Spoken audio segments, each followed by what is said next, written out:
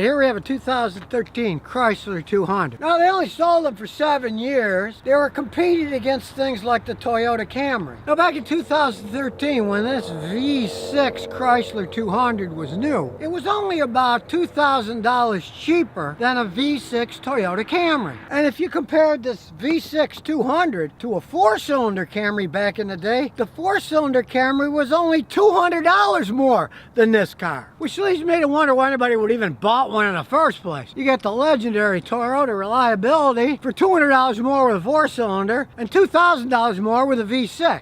Let's see what's under the hood of this thing. This is calling their world engines. 3.6 liter variable valve timing 6-cylinder engine. There it is. Since Fiat took over Chrysler, there's a lot of Italian design going on in some of these things. Maserati and Ferrari souped some of these up to put out a lot of horsepower. Not exactly known for reliability, Ferrari and Maserati, right? This particular one puts out 283 horsepower. Being a world car, guess where this particular one was made? Well, this engine was made in Mexico. They got 3 plants, 2 are in Michigan and 1's in Mexico. This is the Mexican engine. Again, not a place where high quality is known. But some of these engines, especially these earlier ones, had a problem with the heads and the valve seats and had to be rebuilt. Now, they only made the 200s for 7 years. They suckered a bunch of people in the beginning, but the last year they sold in the United States, 2017, they only sold about 18,000 of them. You can see the sales. Probably as people drove them, the engine didn't work right. They saw they were typical Chrysler, poorly made junk, and they couldn't give the things away. So they stopped making them. When you're competing against greats like Toyota Camry, Honda Accord, it amazes me that they actually sold 700-something thousand of these total in the United States. Well, we'll plug in the old scan tool and see what it says. It says P0520, engine oil pressure sensor circuit. Repair immediately if it runs bad. And it also has engine oil pressure sensor circuit low. Let's pray it's a simple fix. This is the oil pressure sending unit for this car. Now, unfortunately, in this horrible world design, I guess if that's the way the world was going, then the world is in horrible shape. That little sensor isn't big, but it's hiding under here. You got to take the whole top of the engine apart to get to it. Let's compare that to my 94 Celica. Now, it is 19 years older than that car. You can change the oil sending unit on this in 15 minutes. It may be 19 years older. It still has the original one because it's still working. That shows you Toyota quality versus Chrysler crap. Now, as you look under the car, you can see there's no oil dripping. It's not dangerous. If it was leaking, you could get low oil pressure. That's dangerous. If you actually had low oil pressure, of course, that would be dangerous too. But let's start it up here. It's not like the engine has rods knocking. If you actually lost oil pressure, the engine would sound horrible. And this one sounds totally normal for one of these that's got about 90,000 miles on it. So in this case, the only thing that's wrong is the warning system that warns you when the oil pressure has gone too low is broken. So you're gonna have to take this engine apart and spend hundreds of dollars replacing the warning device. Like I say, it's not making noise, it's not leaking, it's not like it's gonna be a problem for the time being, but your check engine light's gonna stay on. Can't get your car inspected if you live where cars inspected. So eventually you'd have to take the engine apart and replace the stupid little poorly made piece of metal and plastic so that the check engine light will go out. But luckily for the owner, this is Clarksville, Tennessee. They don't do that kind of inspection on cars, so he can just merrily drive along this way if he wants. If you don't want to spend a bunch of money taking the engine apart to replace a stupid warning device that is broken. Let's check the OEM enhanced data. Well, it still just shows the stupid one for the oil pressure sensor circuit. So let's look at live data. We're seeing the short-term fuel trim on bank 1 that's subtracting 3.9%, and the short-term fuel trim on bank 2 is subtracting at 0, minus 3.1, minus 3.5 on 1. So it's running a little bit uneven. It's subtracting more fuel on bank 1 than on bank 2. I can feel a little jiggle in the engine, but that's normal with these things. They aren't perfectly made. After all, they are made in Mexico. They don't hold up over time like a Toyota engine would. All right, let's do an all module scan. Here we go. It's going through all the modules. As you can see, it goes through an awful lot of stuff. They did load these things with a lot of electronics. And if you know anything about Chryslers, as they age, their electronics tend to go bonkers and have all kinds of wacky problems. But luckily for this, other than oil pressure sending unit not working right electronically, the only code is B6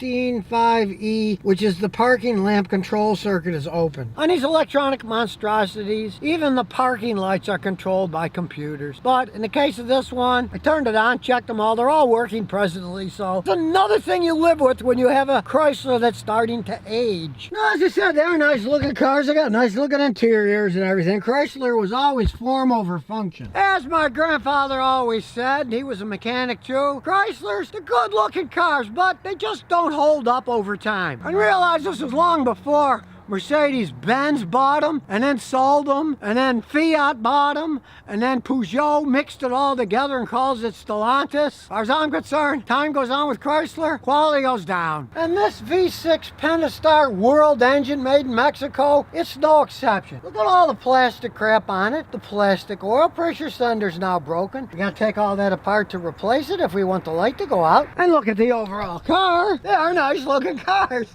They got style, there's no arguing that. But in the case of these Chrysler 200s, ultimately, function won over form. They went from selling 170 something thousand to only selling 17,000 the last year. They don't sell them at all anymore. Now originally, when they brought this out, they had that big Super Bowl ad where I believe it was Eminem is riding down Detroit and they're bragging about, oh, it's American made, blah, blah, America, America. They always seem to do that in Super Bowl ads, right? But they picked the 200 and not the Chrysler 300. The 200 is made, or I should say assembled, in Michigan. This engine came from Mexico, but the vehicle was assembled in Michigan. But the 300s at the time were all made in Canada. So they decided, well, we'll show the 200, which is kind of a mistake because the 300s are at least fast and zippy and they could hold up a little, but the 200s, whew, they just failed miserably. So I guess I'll put the beauty cover back on. Yeah, I know what a stupid idea that is. The beauty cover serves no purpose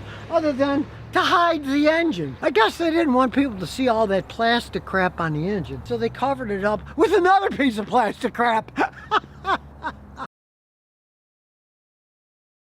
Infamous 2015 Ford Focus. And yes, it is the one that has the dual clutch automatic transmission that Ford has to either fix or replace the car. Let's see how this one has held up over time. Now the man's smart. This is his secondary car he bought used. He has a Toyota Corolla that's his regular driver.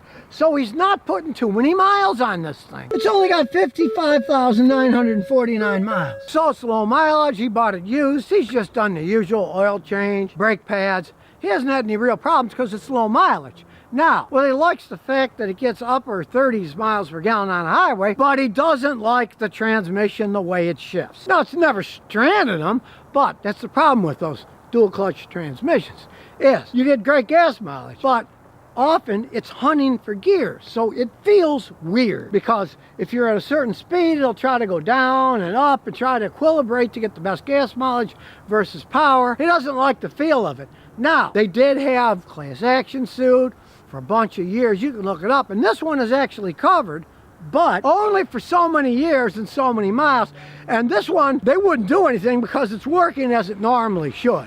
It doesn't have a particular problem other than the weird shifting. The thing that people need to understand about these dual clutch transmissions is this. Talk about overkill engineering. It's got a whole fulcrum, and I mean, they really got carried away with this thing, even though it's all plastic. The dual clutch transmission, it's an automatic transmission, you don't shift it, but actually it is, as it said, dual clutch. It's got two clutches in it, like a standard transmission. Instead of you shifting it, the computer uses solenoids to activate the clutches, so it shifts itself. But it's basically an automatic standard transmission. Eventually, the clutches will and do wear out. And when they do, you can't have Billy Bob at the corner gas station putting a new clutch in because the computer has to compensate for wear as it wears out. When it's worn out, you put a new clutch in. The whole thing has to be reprogrammed on a road test with some very high-level Ford scan tools in order to get the new one to shift right. So some of the problems that they've had are because they're not repaired correctly. I've seen this over and over again. Guys will put clutches in,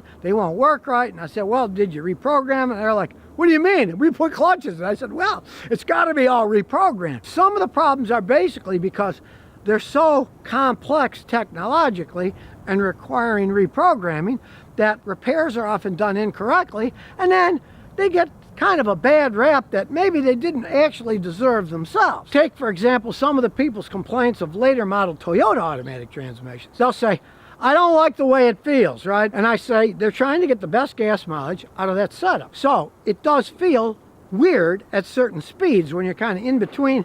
Is it going to third gear, fourth gear? What's it doing? And people don't like that feel. The Toyotas don't break down, they don't strand you. And unlike these, they don't require all kinds of reprogramming and stuff. It's just a design to get better gas mileage. It feels a little bit weird, but people still complain like mad. I didn't like that Toyota transmission. Yeah, I like the old 4-speed that didn't have all those problems, that was solid. Some of the complaints on these are warranted, the ones that actually broke down the road, and some of them aren't. But of course, when the law gets involved, as it did with Ford and these, they lost the suit, and their solution was they either have to fix the trannies if they're broken or buy the car back. And they said, well, they'd pay between $2,000 and $25,000 to buy the cars back, right?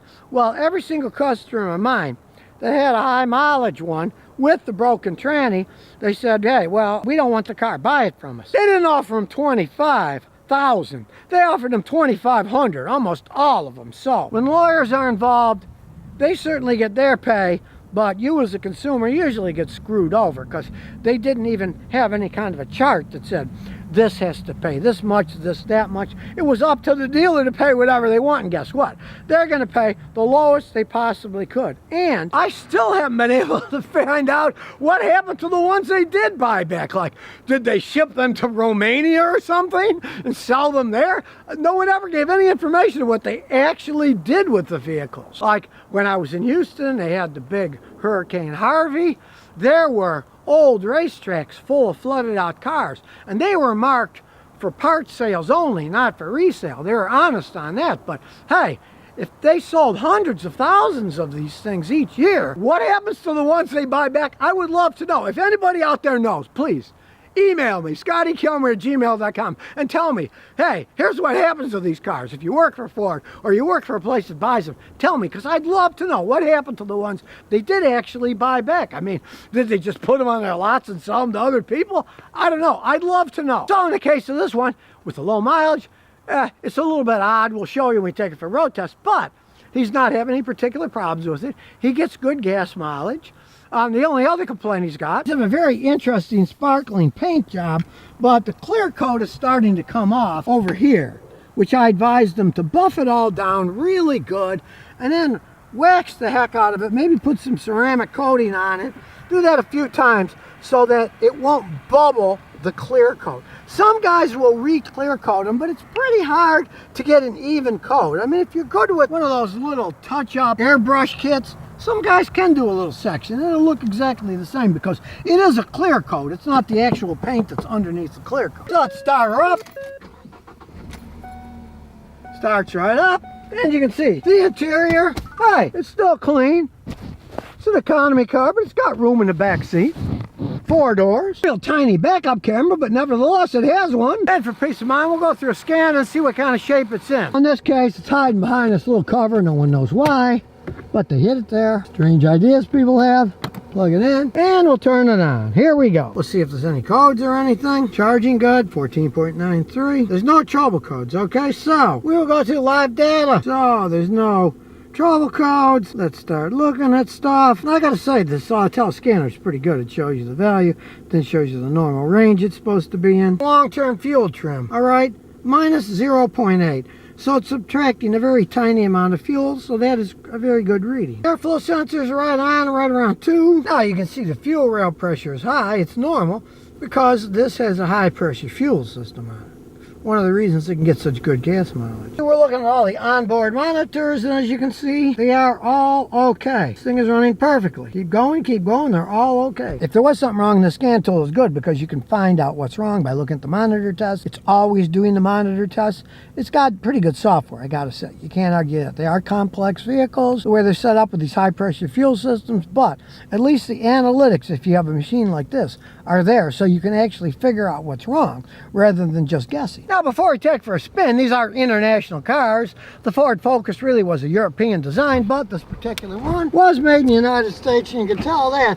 A lot of stuff's hiding. It just says, you know, manufactured by Ford, but you look at the VIN number, It starts with a 1. 1 means it was made in the United States. Now for an economy car, he paid about 10 grand for this car used. You can feel the transmission jiggle. That's what people don't like, is they are kind of jiggly transmissions. They get great gas mileage, but there you can feel it there. It hunts between gears when it's trying to get the best gas mileage. Now, on the one hand, little car, corners quite well. And for a little car, it's not particularly noisy. I mean, I can hear the wheels and stuff because there isn't much insulation, but not that bad. But we'll take it to the little drag strip and see how the little engine works with this transmission. So you can feel the jiggle right there again. People just don't like it. There's that jiggle again. You can feel it jiggle. Like I say, it's not hurting anything, but it's a feel that a lot of people don't like. All right, here we come. Come to a little stop. We see there's nobody behind us. Wild kind of mirror setup. I like that. Here we go. Ooh, it spun the tires. Not really all that bad acceleration. It's relatively quick for a little car. That's one of the reasons they sell so well in Europe. The Europeans like the fancier version, souped up. They'll put turbos on them. They'll have a standard transmissions to have even better acceleration. But really, when you consider you step on the gas, it accelerates. It's not a dog. The transmission does leave much to be desired in terms of shifting and smoothness, yes, but it works and it gets, you know, he was getting 37 miles a gallon coming over here, so you can't argue that. It's actually kind of a fun little car to drive around. I mean, look, the guy only paid 10 grand for the thing. It's got less than 50,000 miles when he bought it. All these tiny screens and stuff, heck, you can always put an Android in. And being a small car, it turns around real fast. We just turned around and headed back. And of course, if you baby it and don't accelerate it, the transmission is a lot smooth. When you really dump it,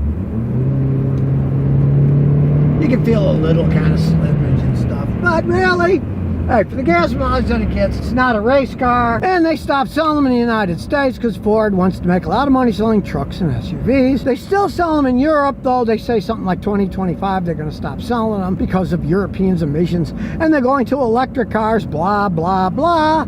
But, hey, actually, they're not that bad of a car, other than if you're really hard on transmissions, you will wear these out faster, and hardly anybody knows how to fix it. That's a Ford, so it's got a little wind noise. He put one of these wind noise restrictors, which quieted some of it down, but I can still hear wind noise. And it's kind of fun driving around on these twisties. Oh, look. Whee! I'm not even slowing down here.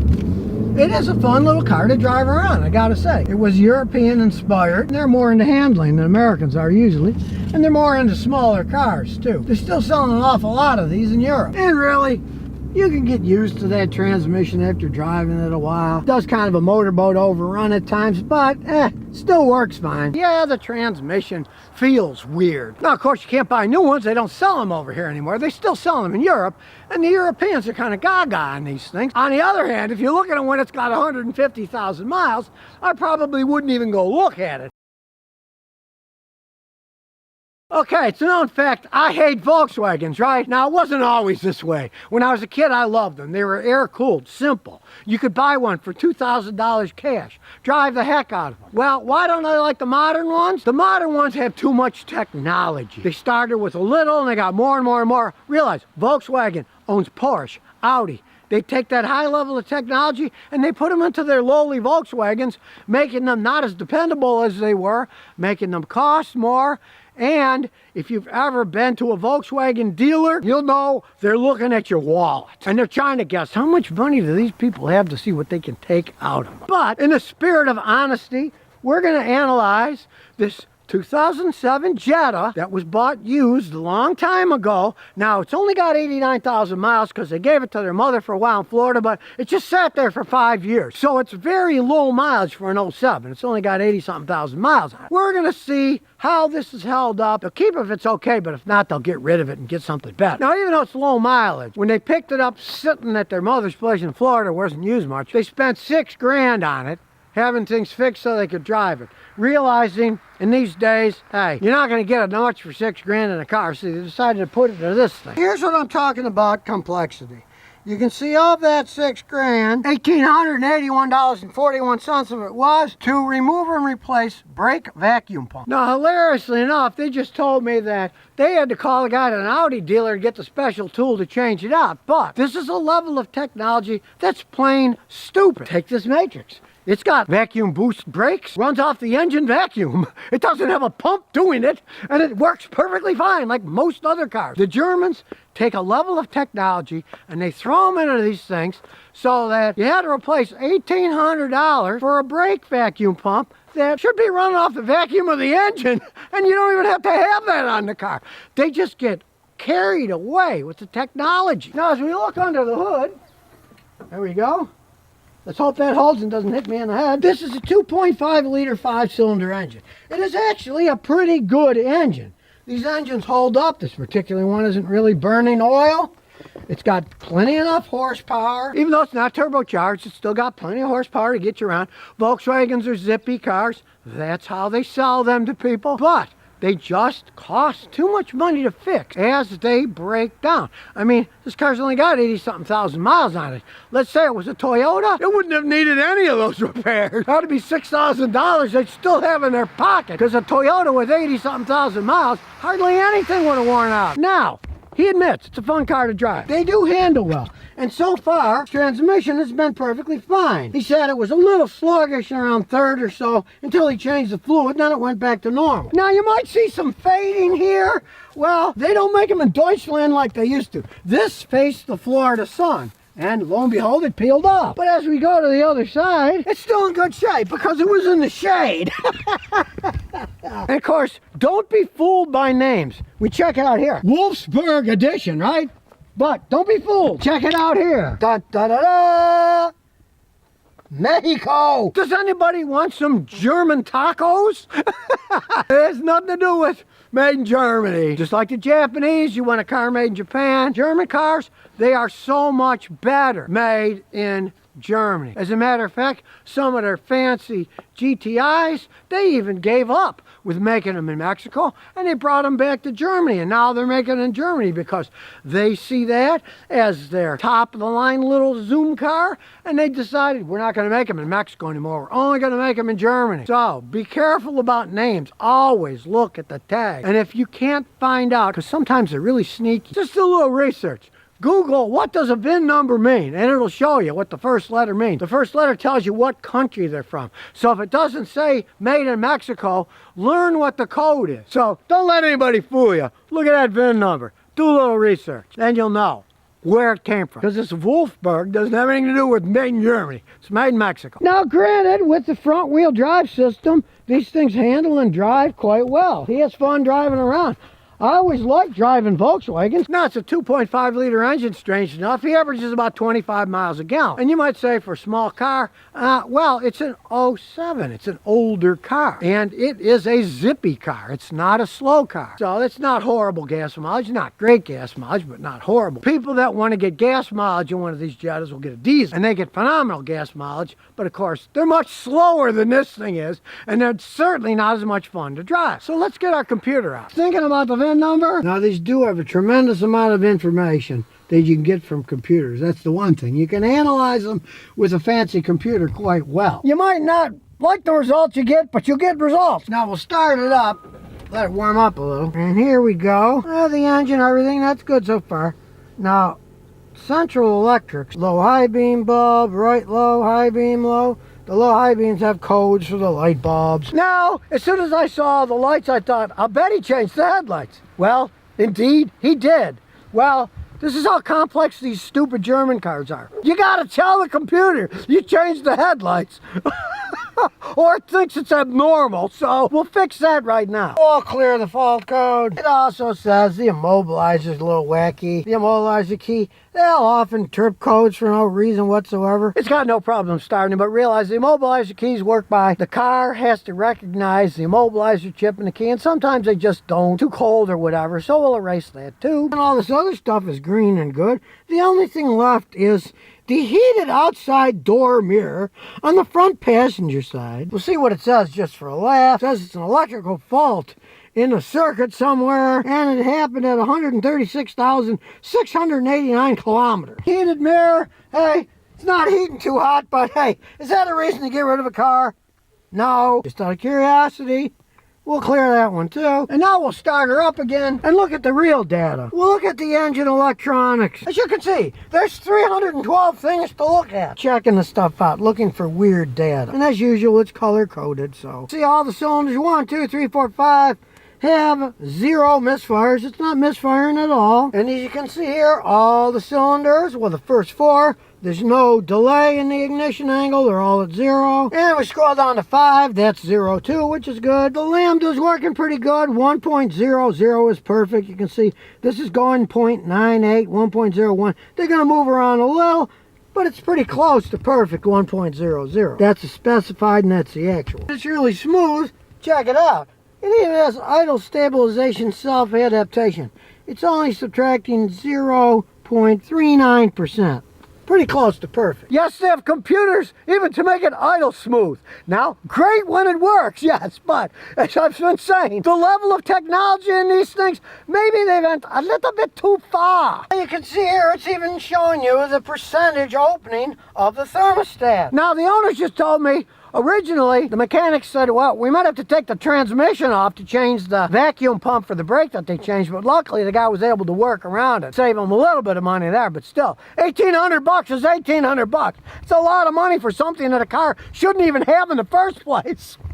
Well, as if that isn't bad enough, he was just telling me his friend has a Volkswagen diesel that was under that recall, right? They've had the car for 3 months. It's now the end of December. And they said, well, we probably won't have the part until April. So, not only are these complex, hard to figure out, but you can't even get parts for some of them. So really, it stands good now. Granted, they spent $6,000 having the thing worked on a month and a half ago, 3,000 miles ago. So let's take it for a spin and see what it does. That's an old car, so there's no backup camera. You gotta look in the mirror. It's a fun car to drive. Hey, when they're working, they shift really smoothly. I don't hear any wheel bearing noise. But then again, it's only got 89,000 miles. It's an old car, it's an 07, but it's sat for 5 years, so it's very low mileage. So here we go to our little drag strip. We can't stop because there's somebody behind me, but this is good enough. Now that sounds like German technology. Those shifts are so smooth. When it works great. Just realize if that transmission breaks down, $6,000, $7,000, $8,000 is nothing to spend to fix them correctly. I can see why people buy these things, because they're so much fun to drive. Smooth, they got the German technology that when it's working is phenomenal. But as I said before, if this was a Toyota with 89,000 miles, spending $6,000 to get it in running order, maybe an oil change. That's about all you'd probably have to do. So here we have a Jetta. And I'm telling the guy, you might as well as keep it. If you don't mind doing a little riverboat gambling, that something weird is going to go out. You watch some of that information I showed on those 320 something bits of data. These things are complex. And when they do break, the money is just going to go flying out of your wallet, because most guys don't even know how to work on them. They don't have scanners at that level, or they have them and they don't even know how to operate the things. They are expensive to fix, extremely expensive to fix. And as his friend found out with the diesel, he'll be waiting, let's see, 3, and then there's January, February, March, April. So he'll be waiting about 8 months to get his fixed at the dealer. So